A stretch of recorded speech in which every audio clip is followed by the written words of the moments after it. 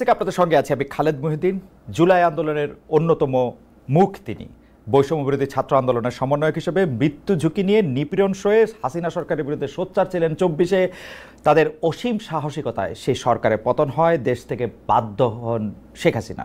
মাতৃভূমি অথবা মৃত্যুর মুখোমুখি দাঁড়িয়ে সফল আসিফ মোহাম্মদ সজীব ভূঁইয়া এখন অন্তর্বর্তী সরকারের একজন উপদেষ্টা হিসেবে গুরুত্বপূর্ণ কিছু মন্ত্রণালয় সামাল দিচ্ছেন। এখনও সোচ্চার, রাষ্ট্র সংস্কারের পক্ষে উচ্চকণ্ঠ আছেন জুলাই শহীদ ও জুলাই যোদ্ধাদের অধিকার আদায়ে।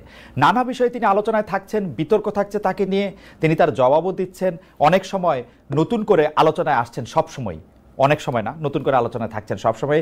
জনাব আসিফ মোহাম্মদ সজীব ভূঁইয়া আমাদের যুব ক্রীড়া মন্ত্রণালয়ের পাশাপাশি যিনি স্থানীয় সরকার, পল্লী উন্নয়ন, সমবায় মন্ত্রণালয় সামলাচ্ছেন, সেই উপদেষ্টা জনাব আসিফ মোহাম্মদ সজীব ভাই আজকে আমাদের অনুষ্ঠানের সঙ্গে আছেন।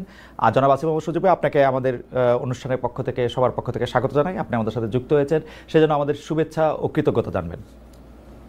ধন্যবাদ।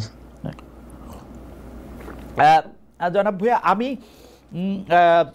যেহেতু আপনি এই জুলাই আন্দোলন থেকে শুরু করে, মানে এক বছর আগে যে আন্দোলনটা একটা পরিণতি পেয়েছে, সেটা থেকে শুরু করে সরকারে থাকার কারণে আপনি অনেক বিষয়ে কালের সাক্ষী, সেজন্য আপনাকে একটু শুরু থেকেই একটু শুরু করতে চাই।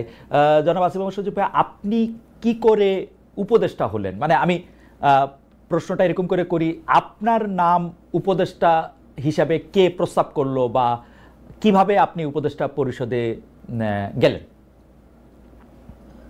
৫ আগস্টের পর যখন সরকার গঠন প্রক্রিয়া চলছিল, ৫ থেকে ৮ই আগস্ট এই সময়টাতে, ৫ আগস্টে আমরা সবাই একটা জায়গায় তো একমত ছিলাম যে প্রধান উপদেষ্টা হবেন ডক্টর মোহাম্মদ ইউনূস, কিন্তু বাকিদের বিষয়টা ঠিক ছিল না। তবে আমাদের কিংবা তখনকার যারা সমন্বয়ক, সবার একটা এক্সপেরিয়েন্স হচ্ছে, দেখা গেছে আমাদের ৬৯-এর গণঅভ্যুত্থানে ছাত্রদের অবদান আছে, ৯০-এর গণঅভ্যুত্থানে ছাত্রদের গুরুত্বপূর্ণ অবদান আছে, তারা জীবন দিয়েছে। কিন্তু পরবর্তীতে দেশ গঠন প্রক্রিয়ায় বা সেটাতে ছাত্রদের অংশীদারিত্ব না থাকার কারণে দেখা গেছে যে ছাত্রদের ভাগ্যের আসলে কোনো পরিবর্তন হয় নাই। আর একটা বিষয় ছিল, সেটা হচ্ছে গণঅভ্যুত্থানের পরে আমরা যখন উপদেষ্টাদের তালিকা নিজেরাও করছিলাম, আরো বিভিন্ন জায়গা থেকে স্টেক হোল্ডারদের থেকে নিচ্ছিলাম তালিকা, তো দেখে আমাদেরও অতটা শিওর হতে পারছিলাম না, কারণ আমরা তো তাদেরকে ব্যক্তিগতভাবে চিনতাম না। আমরা হয়তো টিভিতে দেখেছি বা অনেককে দেখিও নাই, শিওর হতে পারছিলাম না যে তারা কতটুকু গণঅভ্যুত্থানকে ধারণ করে কাজ করবে। তো সেই জায়গা থেকে আমার যতদূর মনে পড়ে ৬ কি ৭ই আগস্ট, হ্যাঁ, টিএসসি তে আমাদের ১৫৮ জন সমন্বয়ক সহ আরো যারা গুরুত্বপূর্ণ ভূমিকা রেখেছিল তাদেরকে নিয়ে একটা বৈঠক ছিল। তো ওই বৈঠকেই মোটামুটি সবাই প্রস্তাব করে যে আমাদের মধ্য থেকে, ছাত্রদের মধ্য থেকে উপদেষ্টা পরিষদে যাওয়া উচিত। এবং সেখানে যদিও বাকি স্টেক হোল্ডারদের থেকে, যেমন তখন সেনাবাহিনী একটা স্টেক হোল্ডার ছিল, তারপরে রাজনৈতিক দলগুলো স্টেক হোল্ডার ছিল, তো উপদেষ্টা পরিষদে যাওয়া উচিত। তো সব দিক থেকে হচ্ছিল যে ২ জন গেলে, তারপরে সেখানেই সবাই মিলে সিদ্ধান্ত নেয় যে নাহিদ ভাই এবং আমি উপদেষ্টা পরিষদে যাব প্রাথমিকভাবে। পরবর্তীতে তো মাহফুজ ভাই মাননীয় প্রধান উপদেষ্টার বিশেষ সহকারী হন এবং পরবর্তীতে উপদেষ্টা হন।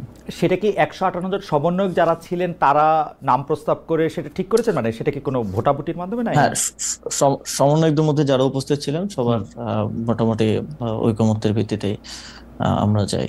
ওকে, উপদেষ্টাদের তালিকার কথা আপনি বলছিলেন, সেই উপদেষ্টাদের তালিকা কার কার কাছ থেকে আসছিল? আপনারা মানে এই কারা উপদেষ্টা হবেন সেই সিদ্ধান্ত কি আপনারাই নিচ্ছিলেন? মানে যারা আমরা একটা প্রক্রিয়ার মধ্য দিয়ে গিয়েছি, সে সময়টায় আমরা একটা লিয়াজো কমিটি করেছি, আপনি যদি মনে করতে পারেন।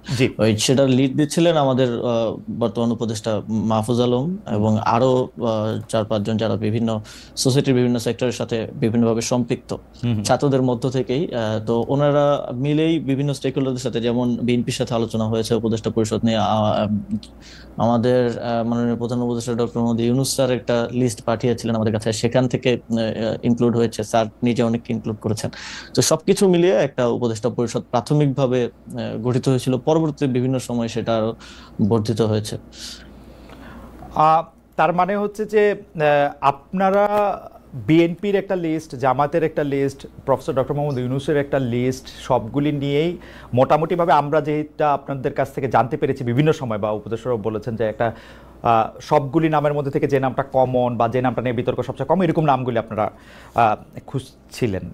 ফাইনালি আপনারা যে উপদেষ্টা পরিষদটা পান, সেই উপদেষ্টা পরিষদটা যেই সময় আপনি শপথ নিলেন, যাদেরকে দেখলেন বা যাদের নাম শুনলেন, সেটা নিয়ে আপনারা মোটামুটি সন্তুষ্ট ছিলেন সেই সময়? এখন পর্যন্ত আসলে সত্যি কথা বলতে গেলে সেই উপদেষ্টা পরিষদের 50-60% মানুষকে আমরা চিনি, হুম। আর এর বাইরে অনেককে হয়তো আমরা চিনিও না, কিন্তু ঐকমত্যের ভিত্তিতে বা আমরা সোশ্যাল মিডিয়ায় কিংবা গুগল ঘেটে দেখেছি যে তাদের প্রোফাইল কিরকম। যেমন এমনও অনেকের নাম আসছে যাদের প্রোফাইল বা ব্যাকগ্রাউন্ড একটু প্রবলেমেটিক, তো হুম। আমরা বিভিন্ন জন থেকে খোঁজ নিয়ে তাদের নাম বাদও দিতে হয়েছে। আবার এমন নাম আসছে যেটা হয়তো বিএনপির পছন্দ হয়নি বা ওকে। এর খুবই রিজিড পজিশন ছিল, সেটাও বাদ দেওয়া হয়েছে। তো এইভাবে একটা সর্বজন গ্রহণযোগ্য একটা উপদেষ্টা পরিষদ বানানোটাই, যাতে করে সবার একটা ইয়ে থাকে, এটাই ছিল উদ্দেশ্য এবং শেষ পর্যন্ত সেটা হয়েছে। মূলত এটা কোঅর্ডিনেট করেছিল মাহফুজ ভাই, হুম। যে লিয়াজু কমিটি হয়েছিল তারাই। কারণ আমাদেরকে আবার অনেকগুলো যারা নেতৃত্বে ছিলেন তাদের অনেকগুলো দিকে আসলে মেনটেন করতে হচ্ছিল। তো আমরা দেখেছি, আমরা অবগত ছিলাম, বাট পুরো জিনিসটা প্রক্রিয়াটা মাহফুজ ভাই সহ ইয়ে করেছিলেন।